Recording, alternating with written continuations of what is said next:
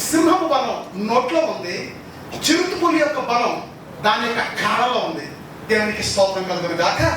కాబట్టి రాబోయే అంత్యక్రీస్తు కాళ్ళతో తొక్కి పెడతాడు, నోటితో చీలుస్తాడు, చిరుతపులి వలె వేగంగా పరిపాలిస్తాడు, 10 కొమ్ములతో పొడి చేస్తాడు. వీళ్ళందరినీ మెయింటైన్ చేసేది ఈ అమ్మాయి. ఇది చాలా డేంజర్ అన్నమాట. దేవునికి స్తోత్రం. ప్రభునందు ప్రియులారా, కాబట్టి ఈ మృగం ఏమంటుంది చివరిగా? ఏయ్, నా మాట వినకపోతే మిమ్మల్ని పొడి చేస్తా, ఏయ్ నా మాట వినకపోతే చీల్చేస్తా, ఏయ్ నా మాట వినకపోతే కాళ్ళతో తొక్కేస్తా అంటా వీడు. మరి పరిశుద్ధాత్మాభిషేకం ఉన్న మనం ఏమనాలి? ఏయ్ నీ కొమ్ములు ఇచ్చేస్తా, ఏయ్ నీ నోరు చీల్చేస్తా, ఏయ్ నీ కాళ్ళు విరగొట్టేస్తా, ఏయ్ నీ తోలు వలిసేస్తా, ఏయ్ నువ్వు తోక కత్తిరిస్తా అనాలి. అన్నావా ఉంటా? లేచి నిలబడండి అనాలి. అభిషేకంతో నింపబడాలి. దాన్ని మనం విరగొట్టలేదా? అదేం చేస్తుంది మనల్ని? అది మనం విరగొడితే రెండిట్లో ఏదన్నా ఒకటి జరగాలి. ఇప్పుడు అందరూ లేచి నిలబడాలి. ఎవ్రీబడి శబకరబకచునాయిదగ శంకురవలహందర శిఖరవలహశనాయిదమౌతికడవలాదియా. అభిషేకం మనల్ని బలవంతులుగా మారుస్తుంది. ఎట్లా మారుస్తుంది? సమూయేలు దావీదును అభిషేకించినప్పుడు నాట నుండి అతని మీదకి అభిషేకం ఎట్లా దిగుతుందంట? బలంగా దిగుతుందంట. దిగడం కాదు, బలంగా దిగుతుందంట. ఆ విధముగా అభిషేకం చేత ఎవరైతే బలవంతులుగా మార్చబడతారో వాళ్ళే దీని కొమ్ములు ఏం చేయగలుగుతారు. ఇన్ కేస్ నువ్వు విరవకపోతే అది తన కొమ్ముతో నువ్వు ఏం చేస్తుంది? పొడి చేస్తుంది.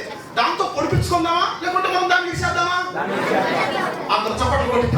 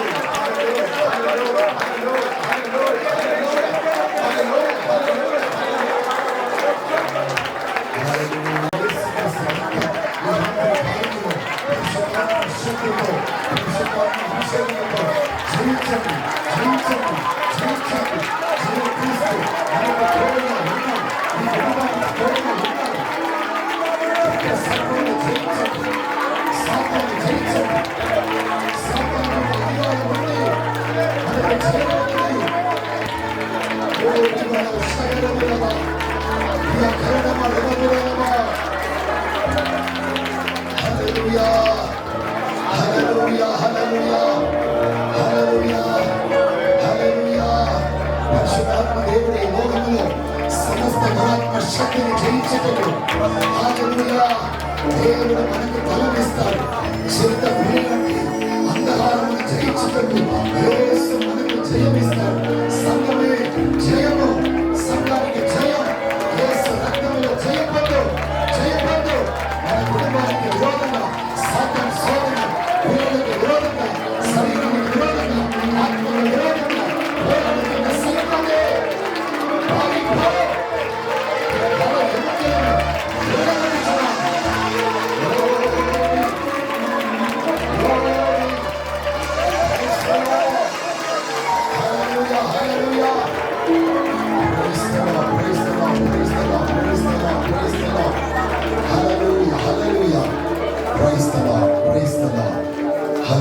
ఎంతమంది విశ్వసిస్తున్నారు?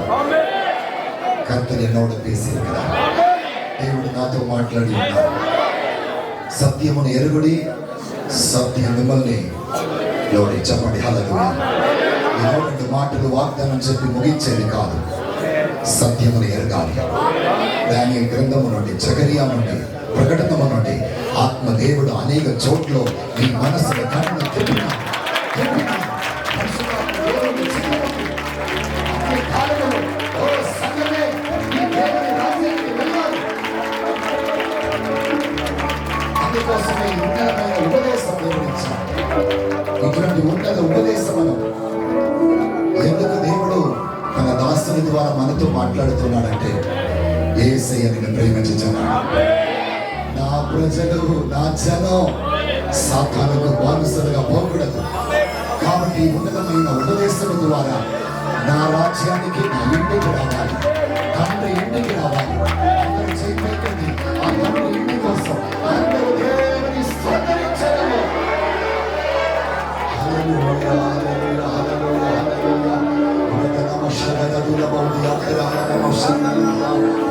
యేసు రాజు వచ్చును, ఇంకా కొంచెం కాలమే మోక్ష రాజ్యం చేరెను. యేసు రాజు వచ్చును, ఇంకా కొంచెం కాలమే మోక్ష రాజ్యం చేరెను. యేసు రాజు వచ్చును, ఇంకా కొంచెం కాలమే మోక్ష రాజ్యం చేరెను. యేసు రాజు వచ్చును, ఇంకా కొంచెం కాలమే మోక్ష రాజ్యం చేరెను. యేసు రాజు వచ్చును, ఇంకా కొంచెం కాలమే మోక్ష రాజ్యం చేరెను.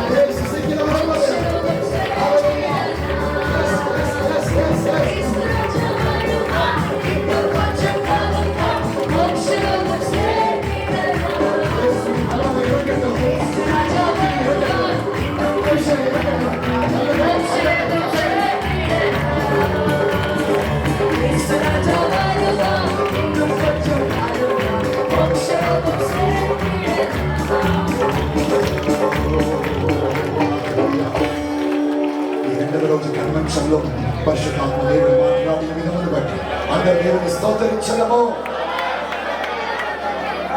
ఆఖరిగా మన మధ్యలో వచ్చిన రాజకుమారయ్య గారు ఆఖరి ప్రార్థన చేస్తారు.